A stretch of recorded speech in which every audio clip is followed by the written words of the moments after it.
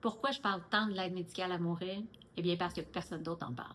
Quand les gens ont des questions ou veulent savoir, ben, ils n'ont pas toujours les bonnes réponses. Ils n'ont pas toujours les réponses complètes ou exactes. Et ça me préoccupe parce que je suis de celles qui croient que pour prendre une bonne décision, pour faire preuve de discernement, il faut avoir la bonne et juste information.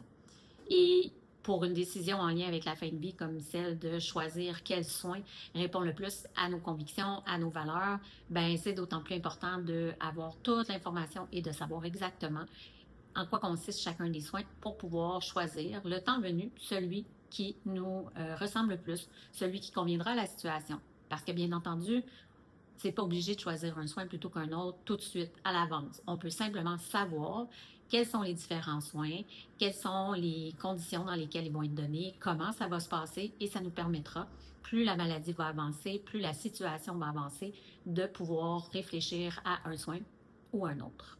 Et aussi, je réalise à quel point, pour les gens qui sont sur le chemin de la fin de vie et pour les proches, à quel point la juste et bonne information, c'est tellement un élément important pour les rassurer, pour leur amener de la clarté, pour qu'ils se sentent un peu moins seuls. Combien de fois j'ai répondu à des appels où les gens me posaient des questions et à la lumière des informations que je leur donnais, ils étaient complètement soulagés de enfin savoir exactement, comprendre un peu plus en quoi consistait le soin, qu'est-ce que c'était les critères, l'explication des critères. Donc, c'est pour ça que pour moi, c'est important de faire ce genre de contenu-là dans lequel je vais partager de l'information juste et précise en réponse à toutes les questions que vous pourriez vous poser en lien avec ce soin qui est l'aide médicale à mourir.